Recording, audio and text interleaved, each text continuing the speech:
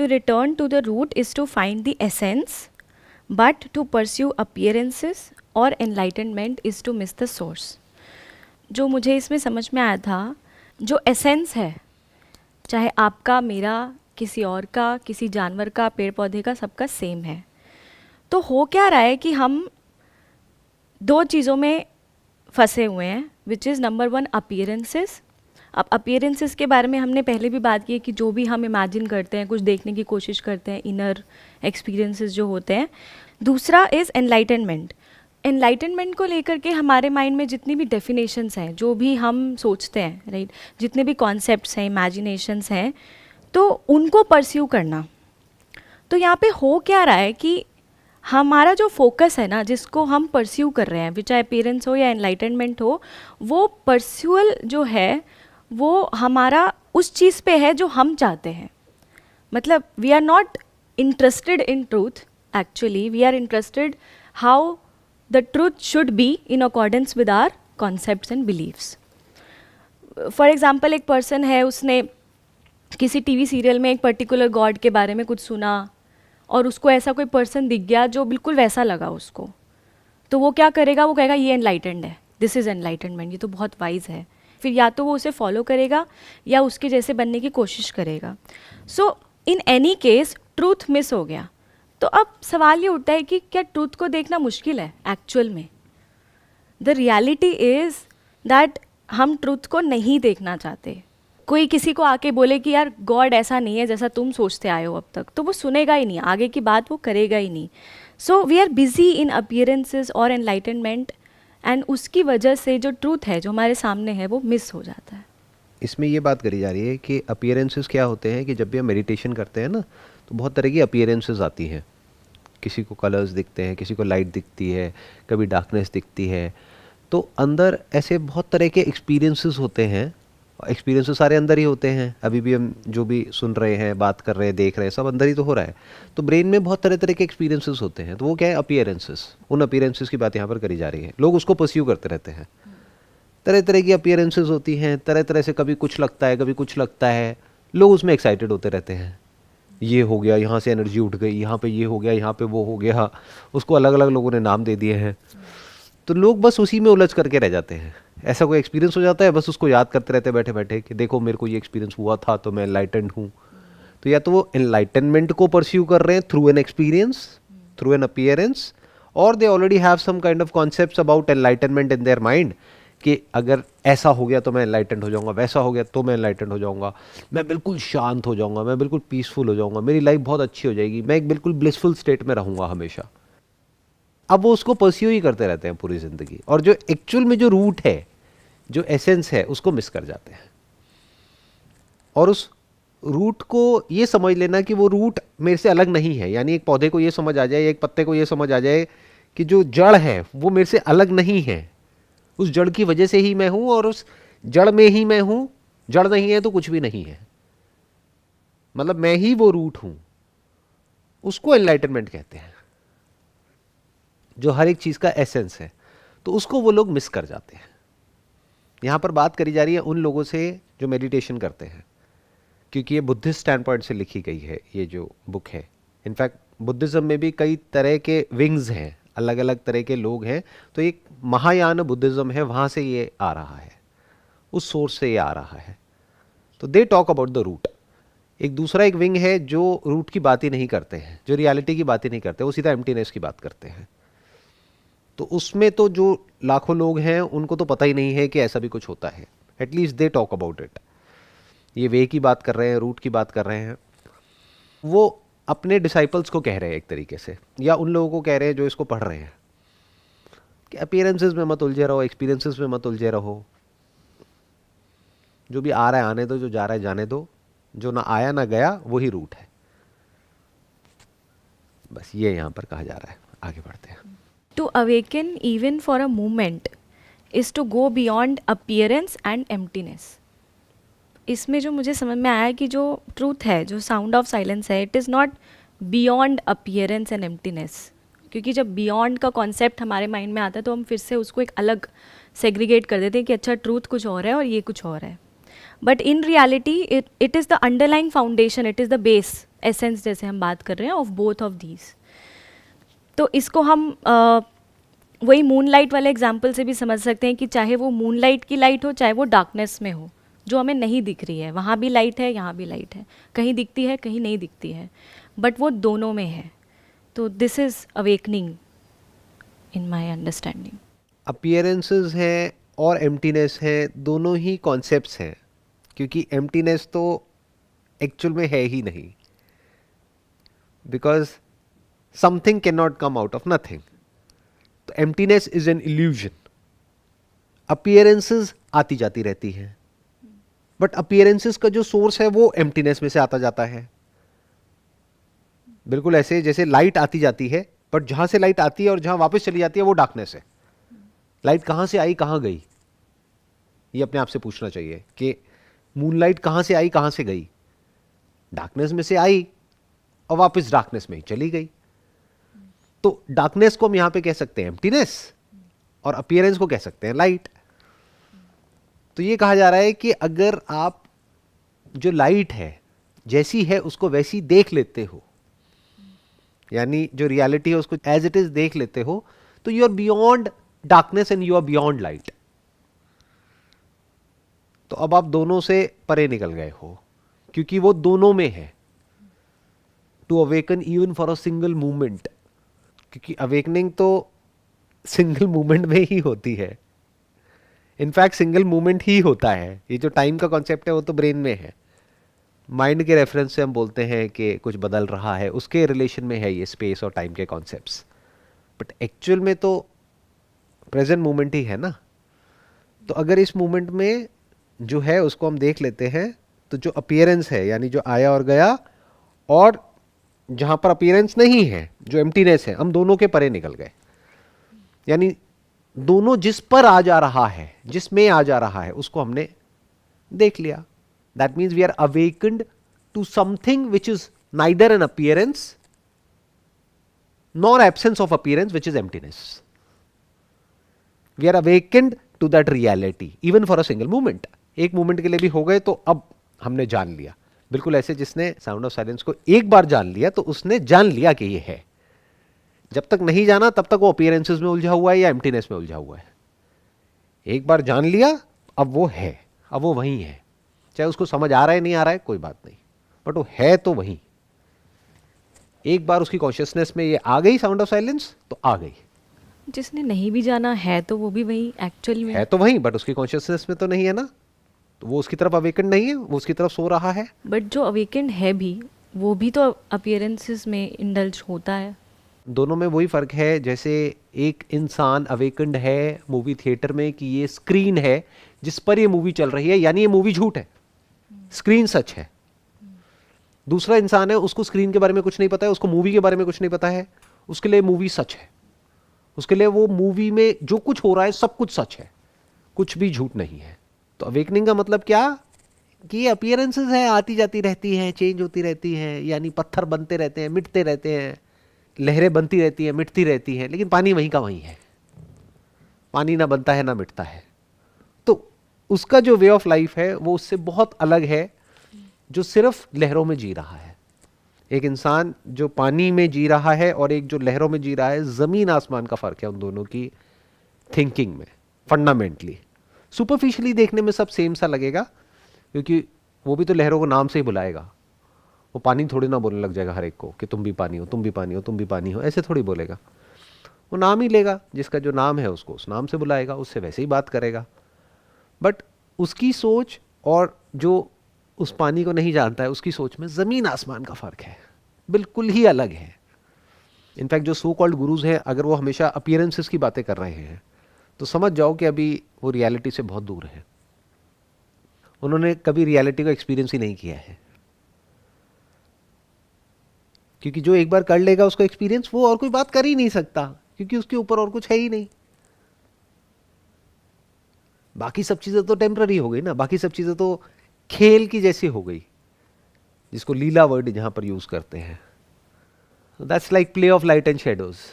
वो उसके बारे में क्यों बात करेगा, वो तो घूम फिर करके एक ही जगह पे वापस आएगा ना, जो रियलिटी है, यानी जो इस सब का एसेंस है, जो इस सब का सोर्स है। अब वो मुझसे अलग होता तो फिर भी इतना इंटरेस्टिंग नहीं था, क्या उसके बारे में बात करें और क्यों करें, क्या फ़र्क पड़ता है। बट अगर वो रियलिटी मैं ही हूँ तो फ़र्क पड़ता है।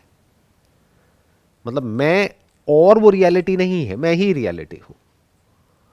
तो मैं ही सब कुछ हूँ, मैं ही पास्ट हूँ, मैं ही प्रेजेंट हूँ, मैं ही फ्यूचर हूँ, मैं ही यहाँ हूँ, मैं ही वहाँ हूँ,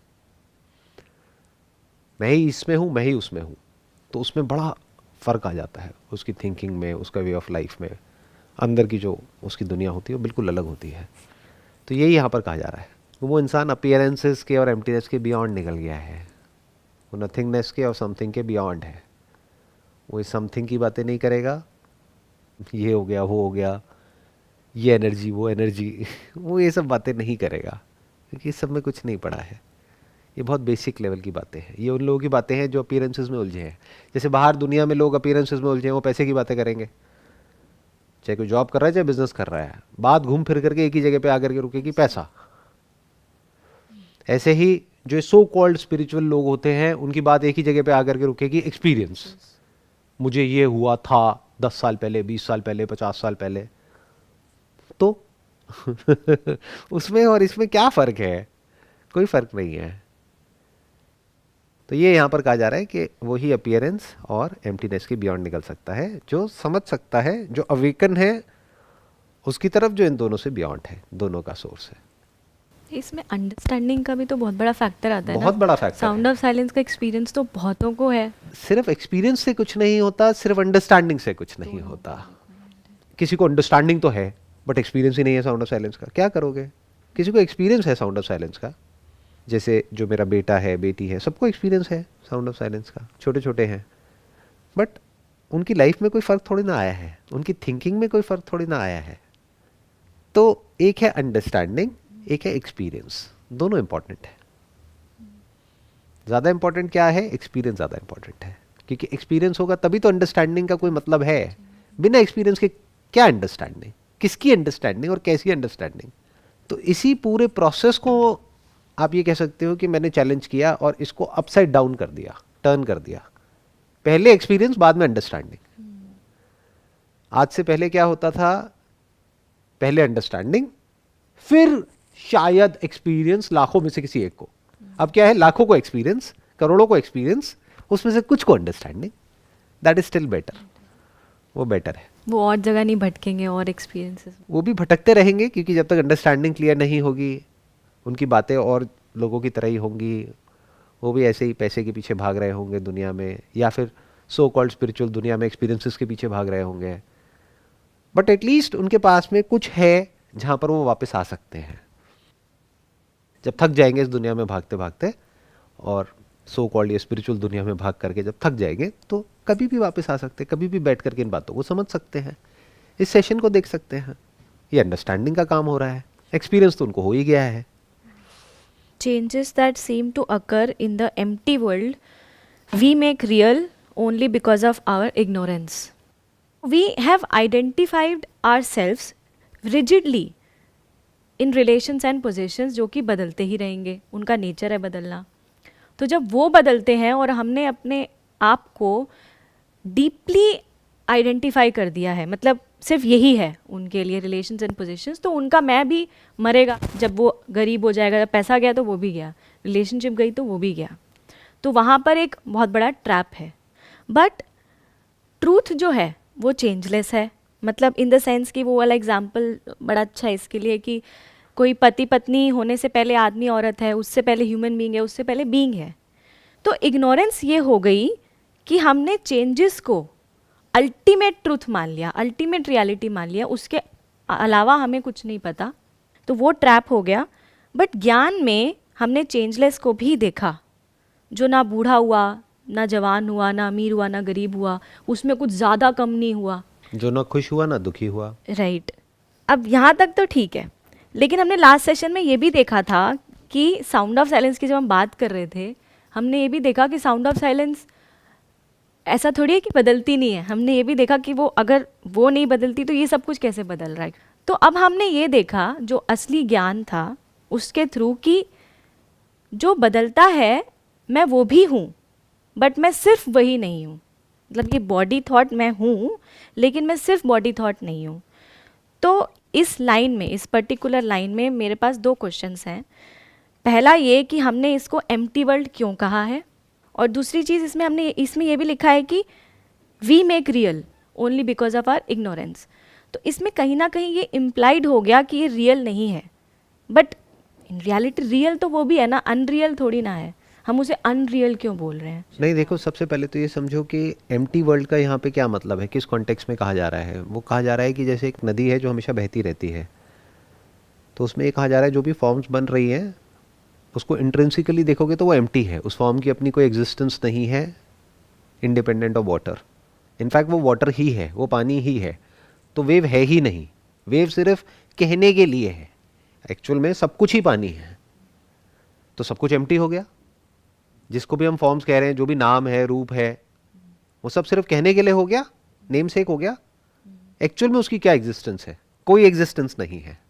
एक बहती हुई नदी में एक बुलबुले की एग्जिस्टेंस क्या है? उसको जो देखने वाला है वो देख करके बोलता है कि वहां पे बुलबुला है। उसको रियलिटी कौन दे रहा है उस बुलबुले को? उसको रियल कौन बना रहा है? जबकि उसकी रियलिटी एक्चुअल में क्या है? पानी। बट क्योंकि इग्नोरेंस का मतलब क्या? क्योंकि हमको पानी के बारे में कोई अता पता नहीं है, हमको नहीं पता पानी क्या है, हमको सिर्फ बुलबुला दिखता है। मान लो उस नदी में पानी दिख ही नहीं रहा है, सिर्फ बुलबुले ही दिख रहे हैं, और जहां पर पानी है वहां पर डार्कनेस है। सिर्फ बुलबुलों के ऊपर लाइट रिफ्लेक्ट करती है तो बुलबुला दिखता है, जो एक्चुअल में पानी है। तो उसको एग्जिस्टेंस कौन दे रहा है? हम देख करके कहते हैं कि ये बुलबुला है। Why? Because of our ignorance of water. हम उस बुलबुले को एक फेक एग्जिस्टेंस दे रहे हैं, जबकि उसकी अपने आप में कोई एग्जिस्टेंस नहीं है। आपकी अपने आप में कोई एग्जिस्टेंस नहीं है, मेरी अपने आप में कोई एग्जिस्टेंस नहीं है। यहाँ पे रिलेशंस और पोजीशंस की तो बात ही नहीं करी जा रही है, वो तो बहुत ही सरफेस लेवल की बात हो गई। यहाँ पे बात करी जा रही है जो एडवांस्ड मेडिटेटर्स होते हैं, जो वो मेडिटेशन करते हैं और बारीकी से देखते हैं कि इस नेचर में सब कुछ बदल रहा है, और उस बदलते हुए में कहीं पर भी हम फिंगर पॉइंट करके ये नहीं बोल सकते कि ये है, क्योंकि जब तक बोला कि वो है तब तक वो निकल चुका है। जैसे आसमान में आपने कुछ फायर क्रैकर्स देखे तो वो है नहीं, वो थे, वो तो कब के बन के मिट चुके हैं। तो जब तक आप कहते हो वो है, तब तक स्पेस है ना बीच में, तब तक वो था बन चुका है। तो एक्चुअल में सब कुछ ही था, है तो कुछ है ही नहीं। जो है वो कभी था नहीं होता, वो तो हर जगह है, वो सिर्फ वहां थोड़ी है, वो तो यहां भी है। जो है वो नहीं बदला ना, उसमें सब कुछ बदला। पानी थोड़ी ना बदला, पानी में बुलबुला बन गया, मिट गया। अब उस बुलबुले ने, एक बुलबुले ने दूसरे को देखा और फिर उसके अंदर जो मेमोरी है उसके लेवल पे वो बोल रहा है कि उसकी कोई एग्जिस्टेंस है, अदरवाइज कोई एग्जिस्टेंस नहीं है। ये बात यहां पर करी जा रही है। एक बार दोबारा से पढ़िए, क्या है? Changes that seem to occur in the empty world we make real only because of our ignorance. देखो ये वर्ल्ड को ध्यान से देखो, क्या ये एम्प्टी नहीं है? स्पेस में कहीं पर कुछ हो रहा है, कहीं पर कुछ नहीं हो रहा है, सब कुछ तो खाली है। इसमें क्या भरा हुआ है? इस खाली दुनिया में कुछ चेंजेस होते रहते हैं, उसको देख करके हम बोलते हैं देखो ये हुआ, वो हुआ, वो हुआ। बट उसको जब हम बारीकी से क्वेश्चन करते हैं तब समझ आता है कहीं भी कुछ भी नहीं हुआ। जहां एम्प्टीनेस है वहां भी वही है, जहां चेंजेस हो रहे हैं वहां भी वही है। तो दोनों ही जगह कहीं भी कुछ भी नहीं हुआ। कहीं कुछ दिख रहा है, कहीं कुछ नहीं दिख रहा है, because of the play of light and shadows, because of the placement of an instrument. आवाज हर जगह है, कहीं आती है, कहीं नहीं आती है। जहां आती है वहां हम कह देते हैं आवाज है, और कहां आती है? जहां इंस्ट्रूमेंट होता है। तो इसको कौन सच मान रहा है, उस आवाज को? यानी कि अभी वो आवाज है, अब नहीं है। कौन ये कह रहा है? जो इंस्ट्रूमेंट के स्टैंड पॉइंट से कहा जा रहा है, जबकि वो इंस्ट्रूमेंट खुद एक आवाज है। जहां वेव है वहां आवाज है। वेव मतलब कुछ बह रहा है तो आवाज तो है ही ना। आ रही है नहीं आ रही वो एक सेपरेट इश्यू है, वो तो इंस्ट्रूमेंट की कैपेबिलिटी पे डिपेंड करता है। तो ये हम अपनी इग्नोरेंस की वजह से उसको कह रहे हैं कि वो है और वो नहीं है। जहां नहीं है वहां भी वो है, और जहां कुछ है वहां वो नहीं है जिसको हम कह रहे हैं कि वो है, वहां भी वही है। तो उसकी अपने आप में इंडिपेंडेंट जो एग्जिस्टेंस है, दैट इज एम्प्टी। मतलब बुलबुला खाली है, पानी एक्चुअल में है। आप कह सकते हो कि बुलबुला पानी से भरा हुआ है। बुलबुला बुलबुले से नहीं भरा हुआ है, क्योंकि बुलबुला है ही नहीं। यही तो गड़बड़ होती है ना। देखो, हम अपनी इस बॉडी को इंडिपेंडेंट मान लेते हैं, ये मान लेते हैं कि बॉडी इंडिपेंडेंट है, माइंड इंडिपेंडेंट है, थॉट इंडिपेंडेंट है। इंडिपेंडेंट कुछ नहीं है। पूरा यूनिवर्स मिल करके ये बनता है और इसमें पूरा यूनिवर्स दिखता है, और ये सब कॉन्शियसनेस में है। कॉन्शियसनेस के बाहर इस सब का कोई मतलब ही नहीं है। Do not seek for the truth, only सीज टू चेरिश ओपिनियंस। इसमें जो मुझे समझ में आया था, आपको ना कहीं पहुंचना नहीं है, बस अपने ओपिनियंस को विद रिस्पेक्ट टू ट्रूथ उन्हें क्वेश्चन करना है। क्यों? क्योंकि जैसे हमने लास्ट सेशन में देखा कि मैं कुछ नहीं जानता, ठीक है, जो भी हम जानते हैं ट्रूथ के बारे में, जो भी हमें लगता है, तो उस पे क्वेश्चन मार्क लग गया, जो हमें लगता है, तो ओपिनियंस गए, पास्ट गया। उसी का अपोजिट कि ना मैं कुछ जान सकता हूँ, तो सीकिंग गई, मतलब फ्यूचर गया, क्योंकि जो भी मैं जानूंगा या जानूंगी वो उसी इंफॉर्मेशन पे बेस्ड होगा जो कि लिमिटेड है। यहाँ तक कि मेरी अंडरस्टैंडिंग इस लाइन की ये थी, बट इसमें एक सवाल उठा था मेरे माइंड में कि आपने एक बात की थी कि जब हम साउंड ऑफ साइलेंस की बात कर रहे थे, कि आपने कहा था कि जो आपको साउंड ऑफ साइलेंस का एक्सपीरियंस है, आपको क्या पता कि उसका ट्रू नेचर क्या है, ये तो उतना ही है ना जितनी आपकी बॉडी उस फ्रिक्वेंसी को पकड़ रही है। तो मेरे माइंड में क्वेश्चन आया था कि हमें क्या पता क्या पूरी फ्रिक्वेंसी है, तो क्या उसका ट्रू नेचर है भी या नहीं, क्या पता यही हो। वो भी तो हम कुछ इमेजिन करके ही बोल रहे हैं ना कि ट्रूथ तो बहुत बड़ा है या ट्रूथ होल है, और हम उसका एक छोटा सा एस्पेक्ट को एक्सपीरियंस कर रहे हैं साउंड ऑफ साइलेंस। बट हमें क्या पता? जो भी हम बोलते हैं ना, हमें पता है, एक्चुअल में हमें कुछ भी नहीं पता है। हमें ये पता होना चाहिए, this is the highest level of wisdom, कि मतलब आपको समझ आ जाना चाहिए कि मुझे कुछ भी समझ नहीं आया है। जब ये समझ आ जाता है तो आपके सारे बिलीव, सारे नोशंस सब गिर जाते हैं। यही बात यहाँ पर करी जा रही है कि आपके जो भी बिलीव्स हैं, जो भी आइडियाज़ हैं, नोशंस हैं, कॉन्सेप्ट्स हैं, जब वो सारे पूरी तरह से टूट जाते हैं तो जो बचा रह जाता है वो ट्रूथ है। अब जो है, जैसा है सो है, उसका आपको क्या लगता है, क्या नहीं लगता है, उस सबसे कोई मतलब नहीं है। कॉन्शियसनेस है तो है, सपने हैं तो है, जागना है तो है, सोना है तो है, अपीयरेंसेस आ रही हैं जा रही हैं, जो है सो है।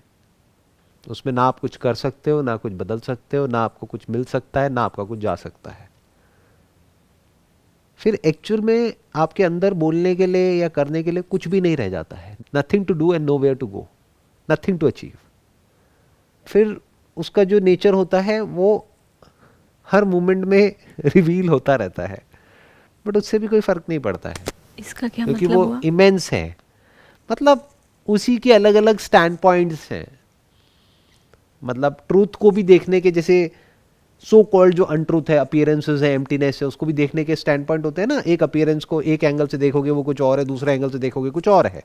ऐसे ही ट्रूथ को आप एक स्टैंड पॉइंट से देखोगे तो कुछ और है, दूसरे से देखोगे तो कुछ और है। कभी कहोगे वो मोशन में है, कभी कहोगे वो मोशन में नहीं है, कभी कहोगे वो बदलता है, कभी कहोगे नहीं बदलता है। सब कुछ ही सच है और सब कुछ ही झूठ है। तो फिर क्या है कि फिर इन कॉन्सेप्ट्स के थ्रू हम सच को नहीं देखेंगे। जो है जैसा है एज इट इज दिखता रहेगा हर मोमेंट में, what ever that thing is. फिर आइडिया सारे टूट जाते हैं, आइडियाज के लिए कोई जगह नहीं रहती है। तो यही बात यहाँ पर कही जा रही है कि आप अपने सिर्फ जो आइडियाज़ हैं उसको क्वेश्चन करते रहो, और अगर आप सिंसियर हो अपनी क्वेश्चनिंग में और इंटेलिजेंट हो और ऑनेस्ट हो, तो उस क्वेश्चनिंग के थ्रू आपकी सारी नॉलेज जल जाएगी, राख हो जाएगी। तब उस राख का क्या करोगे, वो भी छूट जाएगी। फिर जो बचा रह गया, जिसको आप क्वेश्चन नहीं कर सकते, जो है जैसा है वो सब ट्रूथ है। उसमें ये कॉन्सेप्ट भी नहीं है ट्रूथ और अनट्रूथ का। उसमें क्या ट्रूथ है, क्या अनट्रूथ है, फिर क्या पानी और क्या बुलबुला, क्या नदी, ये सब सिर्फ कहने के लिए हैं, बातें हैं। बट जब बारीकी से आप देख लेते हो तो कहने को, करने को, पाने को, खोने को कुछ भी नहीं रह जाता है। इनफैक्ट आपके सारे आइडियाज़ टूट जाते हैं, बिकॉज सारे आइडियाज़ एक स्टैंड पॉइंट से होते हैं, तो वो स्टैंड पॉइंट ही टूट जाता है, क्योंकि आपको रियलिटी से या ट्रूथ से अलग कौन करता है? आइडियाज़ ही तो अलग करते हैं, अदरवाइज आप ही तो ट्रूथ हो। ये समझने के लिए कि आप भी ट्रूथ हो, आइडियाज़ की तो ज़रूरत होती है, थॉट की तो ज़रूरत होती है। आइडियाज से और थॉट मतलब से आप नहीं thought- समझ सकते। आइडियाज और थॉट से एक लेवल तक आ सकते हो कि truth is beyond ideas. Truth मतलब क्या? Consciousness. Minus consciousness this material world does not mean anything. कुछ भी बन जाए, कुछ भी मिट जाए, उससे फर्क क्या पड़ता है? तो सबका सेंटर पॉइंट क्या है? कॉन्शियसनेस। मैं कॉन्शियस हूं, इसमें तो कोई डाउट ही नहीं है। सब कुछ कॉन्शियसनेस में है, तो सब कुछ मुझ में है। आपने साउंड ऑफ साइलेंस के बारे में बताया, जितना भी हम उसे डिस्क्राइब कर सकते हैं, आपने बताया कि कुछ है, तो हमने उसे एक्सपीरियंस किया। अभी जब आप कॉन्शियसनेस के बारे में बात कर रहे हो, तो मैं कॉन्शियस हूँ, ठीक है, बट ऐसे भी हुआ था एक टाइम पहले जब इस चीज़ की भी कोई खास मतलब नहीं थी कि मैं कॉन्शियस हूँ, क्योंकि हम तो वहीं फंसे हुए थे ना, बॉडी माइंड में पूरी तरीके से। अपीयरेंसेस में, हाँ, अपीयरेंस इन कॉन्शियसनेस। राइट। तो अब कॉन्शियसनेस कि मैं हूँ और साउंड ऑफ साइलेंस के बारे में जो बताया गया, वो भी तो थॉट से ही बताया गया ना, वो भी तो थॉट से ही समझा था। राइट, थॉट कहो या अपीयरेंस कहो, तो उसमें तो कोई प्रॉब्लम नहीं है, वहाँ तक। प्रॉब्लम तो है ही नहीं ना, कुछ भी, कहीं भी कोई भी प्रॉब्लम नहीं है। यही मतलब जैसे क्योंकि सीज टू चेरिश नहीं नहीं ओपिनियंस नहीं वाला नहीं, है ना। वो तो एक पॉइंटिंग हो गई ना। इसको कहने का सबसे अच्छा तरीका ये है कि थॉट से आप थॉट की लिमिटेशन को देख लो। जैसे बोलते नहीं है, लोहे को लोहा काटता है, ये बात सच है, क्योंकि लोहे को आप पानी से नहीं काट सकते ना, तो थॉट को थॉट से ही काटना पड़ेगा। थॉट जो उससे भी ज्यादा शार्प हो। थॉट को जब आपने बारीकी से देख लिया कि उसकी लिमिटेशन क्या है, माइंड की लिमिटेशन क्या है, तो फिर थॉट के लिए इस सब में कोई जगह नहीं रह जाती है। थॉट की जगह उतनी ही होती है जितनी की एक्चुअल में है, यानी सर्वाइवल के लिए।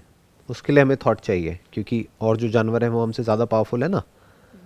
तो अभी जो हम यहाँ पर इतने आराम से बैठे हैं, बात कर पा रहे हैं, वो इसी वजह से, थॉट की वजह से। थॉट से ही तो ये हमने पूरा स्ट्रक्चर बनाया हुआ है ना। बट थॉट की लिमिटेशन को भी हम देख पा रहे हैं। थॉट बचाता है तो थॉट फंसाता भी है। It's like a dual edged sword. Plus thought is limited, क्योंकि थॉट आता है information say about an experience, और ये सब कुछ ही लिमिटेड है। एक्सपीरियंस लिमिटेड है, एक्सपीरियंस को देखने का स्टैंड पॉइंट लिमिटेड है, अलग स्टैंड पॉइंट से देखोगे तो कुछ और इन्फॉर्मेशन है। तो ये कहा जा रहा है कि जो भी आपके थॉट्स हैं, ओपिनियंस हैं, उसको क्वेश्चन करो और उसको वहीं पर रख दो जहाँ तक उसकी सही जगह है। तो जो जैसा होगा वैसा आपको दिख जाएगा। इनफैक्ट ये जो बुक है, ये एक्चुअल में उन लोगों के लिए है जिनको साउंड ऑफ साइलेंस का एक्सपीरियंस नहीं है। पूरी बुक में यही कोशिश हो रही है। कहीं भी ये डायरेक्ट बात नहीं कर रहे हैं। ये क्या कह रहे हैं? अपने थॉट्स को, आइडियाज़ को, इसको उसको छोड़ दो, तो फिर जो बचा रह जाएगा वो आपको दिख जाएगा। एम्प्टीनेस को भी छोड़ दो, अपीयरेंस को भी छोड़ दो। तो ये क्या कह रहे हैं? अगर आपने ये सब छोड़ दिया तो साउंड ऑफ साइलेंस का एक्सपीरियंस आपको हो जाएगा, बट उसका एक्सपीरियंस तो आपको ऑलरेडी है। तो अब इस बुक का क्या यूज़ है? एक्चुअल में कोई यूज़ नहीं है। तो अभी क्या हो रहा है? टाइम पास हो रहा है। और अगर कोई समझ जाएगा, जो ये देख रहा है कि अभी ये टाइम पास हो रहा है, तो फिर वो हंसेगा और वो फ्री हो जाएगा। Then that person will be like a laughing Buddha, कि अब करने को कुछ नहीं है। अब उसकी अंडरस्टैंडिंग तो हो रही है ना, बस अंडरस्टैंडिंग हो रही है। वो भी इम्पोर्टेंट है। वो इंपॉर्टेंट है आपके स्टैंड पॉइंट से, आपके लिए। अदरवाइज ट्रुथ के स्टैंड पॉइंट से क्या ट्रूथ के इंपॉर्टेंट स्टैंड है? पॉइंट से तो कुछ है ही नहीं। क्या फर्क पड़ता है कौन नहीं है, क्या हो रहा है क्या नहीं हो रहा, कोई समझ रहा है नहीं समझ रहा है, कितना समझ रहा है कितना नहीं समझ रहा है, अपने स्टैंड पॉइंट से समझ रहा है या एक्चुअल में समझ रहा है? ट्रुथ को इस सबसे क्या मतलब है? मतलब नहीं है। तो अंडरस्टैंडिंग के लेवल पे ठीक है, there is no harm in that. क्योंकि अगर थोड़ा समझ लोगे तो ये जो थॉट नाम का चक्रव्यूह है, इससे बाहर निकलने का रास्ता मिल सकता है। नहीं तो इसमें ऐसे फंसोगे कि ये चारों तरफ से आपको इसीलिए समझ फंसा रहे हैं। देगा। बस इसीलिए आप थोड़ा बहुत समझ लोगे तो कभी लाइफ में काम आ जाएगा, जब वक्त आएगा तो। क्योंकि thought is very powerful, extremely powerful. और इसको कलयुग बोलते हैं। कलयुग का मतलब काल का युग। काल मतलब अंधेरे का युग। अंधेरा है चारों तरफ। किसी को कुछ नहीं दिख रहा है, सिर्फ और सिर्फ इग्नोरेंस में जी रहे हैं। इग्नोरेंस मतलब अज्ञान। ये अंधेरा और अज्ञान अलग अलग चीजें नहीं है। अज्ञान अपनी चरम सीमा पर है, किसी को नहीं पता है कि वो क्या कर रहे हैं, क्यों कर रहे हैं। सत्य की कहीं कोई बात नहीं हो रही है। जो सो कॉल्ड सत्य की बात भी कर रहे हैं वो सब झूठ है। सत्य तो कहीं है ही नहीं, सत्संग तो कहीं है ही नहीं। उस स्टैंड पॉइंट से देखो तो ठीक है, इसका बेनिफिट है, थोड़ा बहुत सत्संग हो रहा है इस बहाने से, जो सुनने में बड़ा वैसा लगता है लोगों को। सत्संग, सत्संग का भी मतलब लोग क्या समझते हैं आज की डेट में कि जहाँ पर बैठ करके कुछ गाना बजाना चल रहा है। दैट इज़ नॉट सत्संग। सत्संग मतलब सत्य के संग। अगर कोई कुछ समझता है सत्य को, तो जिस हद तक समझता है, जितना गहराई से समझता है, तो इस सब में रहते हुए भी ये दुनिया जो बिल्कुल एक तूफान के जैसी है, अंदर से शांत रह सकता है। Do not remain in a dualistic state. Avoid such easy habits carefully. First of all मैं ये बोलूँगी कि ये जो लाइन का मीनिंग है, ये मुझे थ्योरेटिकली शायद थोड़ा बहुत समझ में आया हो, but it is not practically in my experience. तो जो थोड़ा बहुत मुझे समझ में आया है वो ये है कि डुअलिस्टिक स्टेट का मतलब वही हुआ ना, सेपरेट मैं और तू। तो while acting, while doing things, while thinking, तब तो वो डुअलिस्टिक स्टेट रहेगी, रहनी भी चाहिए, ठीक है। बट अंडरस्टैंडिंग के लेवल पे जो हम अभी कर रहे हैं, जो हम समझ रहे हैं कि मैं सिर्फ ये नहीं हूँ, जिसको मैं सिर्फ मैं बोलती हूँ, वो एक्चुअली मतलब there is no separate self, there is no separate मैं। तो उसको कहेंगे कि हाँ भाई, अब आप डुअलिस्टिक स्टेट में नहीं हो, जो एक्चुअल है उसमें हो। वो भी तो डुअलिस्टिक हो गई ना। आप कह रहे हो एक्शन के लेवल पे एक मैं है, और अंडरस्टैंडिंग के लेवल पे मैं ये नहीं है, मैं बड़ा है, वो भी तो डुअलिस्टिक हो गई। दो मैं हो गए ना। नहीं, अंडरस्टैंडिंग के लेवल पे ये हो गया कि वो भी मैं है, लेकिन सिर्फ वो नहीं है। बट वो मैं क्यों है? मतलब सिर्फ ऑपरेट करने के लिए, कहने के लिए है। कहने के लिए। बल्कि ऑपरेट भी वर्ड यूज मत करो, आप इसको इस तरीके से कहोगे वो सिर्फ कहने के लिए, नेम सेक है। एक्चुअल में तो ट्रूथ ही एक्ट कर रहा है। अच्छे में बुरे में सब में ट्रूथ ही तो एक्ट हो रहा है। और एक्शन भी कोई कर नहीं रहा है, एक्शन अपने आप होता है। बट वो बहुत डीप टॉपिक है, तो मैं उसको टच नहीं करूँगा। ठीक है। उसके लिए हमें विल पावर को समझना पड़ेगा, विल पावर क्या होती है। सो द पॉइंट इज के just for the name sake we can say कि मैं है, बट इन रियलिटी कोई मैं है ही नहीं। कोई मैं नहीं है। ये मत समझना कि ये मैं नहीं है तो वो बड़ा वाला मैं है, कि मैं ये नहीं हूं तो मैं साउंड ऑफ साइलेंस हूं। अभी भी दो क्रिएट हो गए। That is also dualistic state. बहुत लोग उसमें जीने लग जाते हैं, अपना एक ग्रैंडियर उनके माइंड में क्रिएट हो जाता है। अहम ब्रह्मस्मि, मैं सब कुछ हूं, सब कुछ मुझ में है, तो उनकी ईगो बढ़ने लग जाती है, तो वो अगेन डुअलिस्टिक स्टेट में चले गए। ट्रुथ में कोई मैं नहीं है, मैं इज जस्ट अ थॉट। अभी जब हम बात कर रहे हैं तो मैं और तू के स्टैंड पॉइंट से ही कर रहे हैं ना, जस्ट फॉर द नेम सेक, कहने के लिए है। ये है, समझ लेना कि एक डुअलिस्टिक स्टेट क्या होती है और नॉन डुअल क्या होती है। नॉन डुअल मतलब क्या, कि दो नहीं है, कहने के लिए दो है। इसको कहा गया है कहन सुनन में दो, यानी कहने के लिए और सुनने के लिए दो है, बट इन रियलिटी दो नहीं है, एक भी नहीं है। क्योंकि अगर आप कहोगे एक है, तब भी आप एक डुअलिस्टिक स्टेट में चले गए।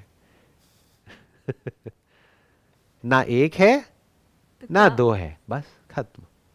अब थॉट के लिए कोई जगह नहीं है, बिकॉज नहीं तो अब आप उस एक में जीने की कोशिश करने लग जाओगे। अब आप कहोगे अच्छा, यहां पर जब मैं ऑपरेट कर रही हूं तब मैं दो में जी रही हूं, और अब जब मैं ऑपरेट नहीं कर रही हूं, आंख बंद करके बैठी हूं, अब मैं एक में जी रही हूं। What you mean by all that? दो तो क्रिएट हो गए ना, दो स्टेट्स क्रिएट हो गई। ये यहां पर कहा जा रहा है कि इन हैबिट्स को अवॉइड करो। ये हैबिट है हमारी, हम जीते ही डुअलिस्टिक स्टेट में हैं। हम सो कॉल्ड ट्रूथ के नाम पर भी एक डुअलिस्टिक स्टेट क्रिएट कर देते हैं माइंड में। ट्रूथ को अनट्रूथ से अलग कर देते हैं। ना कुछ ट्रूथ है ना अनट्रूथ है, दो नहीं है। इसीलिए non dual is the best possible way to describe the truth. सिर्फ ये कहा गया है दो नहीं है, वन कहीं पर भी नहीं कहा गया है। इसमें जो इजी हैबिट से मेरे को समझ में आया था कि ये ना हो क्या रहा है कि जैसे हमने देखा भी ना कि कंडीशनिंग इतनी स्ट्रॉन्ग है, और आसपास जो इन्फॉर्मेशंस है ना, वो सिर्फ डुअलिटी क्रिएट नहीं कर रही, वो मल्टीट्यूड, वो इनफाइनाइट क्रिएट कर रही है। और वो क्यों हो रहा है, मतलब जब मैं इसके बारे में सोच रही थी कि आज की डेट में जो कंपैरिजंस हैं, उसकी जो रेंज है, उसका जो गैप है, इट इज़ ह्यूज। मतलब सिर्फ मैं तू की बात नहीं है यहाँ पे, तो इनफाइनाइट गैप हो चुका है मैं और तू के बीच में। तो अगर हम पुराने टाइम की बात करें, जब ये किताब लिखी गई होगी या जब ये बात करी गई होगी, जब हम सतयुग की बात करते हैं, सत्य का युग, या जब आपने एक बार भारत का मतलब बताया था, the one who is devoted entirely in the knowledge of truth, तो पुराने टाइम में जितना मुझे ऐसा लगता है कि सच की बात होती थी और डिस्ट्रैक्शंस भी कम थे। बट आज के टाइम में वो डिस्ट्रैक्शंस इतने ज़्यादा हैं, वो इन्फॉर्मेशन ओवरलोड इतना ज़्यादा है, और सच की कहीं कोई बात नहीं कर रहा। तो ये बहुत इजी हैबिट बन चुकी है, वो conditioning is like the only reality. मतलब दिस इज़ अ फैक्ट कि इसके बारे में कोई कहीं बात नहीं करता। आप कह रहे हो सच की बात नहीं करता, इनफैक्ट हमें सच की बात नहीं करनी है, हमें सच बोलना है। आज सच ही कोई नहीं बोलता है। पता ही नहीं है ना सर। नहीं पता नहीं नहीं है। अगर पता भी है तो सच बोलना ही नहीं आता है लोगों को। ना सच सुनना आता है, ना सच बोलना आता है, ना कोई सच सुनना चाहता है, ना बोलना चाहता है। और जो सच बोलता है उसको सब मिल करके मार देते हैं। तो सच तो कहीं है ही नहीं, चारों तरफ झूठ ही झूठ है, सब दिखावा है। दिखाते कुछ है, होते कुछ है। ना दूसरों से सच बोलते हैं, ना खुद से सच बोलते हैं। तो सच कहीं है ही नहीं। जैसे पहले के जमाने में बोलते थे प्राण जाए पर वचन ना जाए, बट आज इसका उल्टा है, वचन जाए पर प्राण ना जाए। तो झूठ ही झूठ है चारों तरफ, नस नस में लोगों के झूठ दौड़ रहा है। सच बोलने वाले बहुत कम हैं, सुनने वाले और कम हैं। तो ये है प्रॉब्लम की जड़। क्योंकि ये मत समझना सत्संग मतलब कि हम सच के बारे में बात कर रहे हैं, फिर तो सच और झूठ दो हो गया ना। सच बोलना है, अपने आप से सच बोलना है। जब भी आप सच बोल रहे हो, आप सत्संग में हो, आप सत्य के संग हो। सच सिर्फ ये नहीं है कि हम साउंड ऑफ साइलेंस के बारे में बात करें। ये भी सच है कि अंदर माइंड के लेवल पे बहुत कॉन्फ्लिक्ट है। बाहर जो मर्जी हमको मिल जाए, अंदर प्रॉब्लम सॉल्व भी नहीं होती है। ये सच है ना। ये कोई बोलता क्यों नहीं है?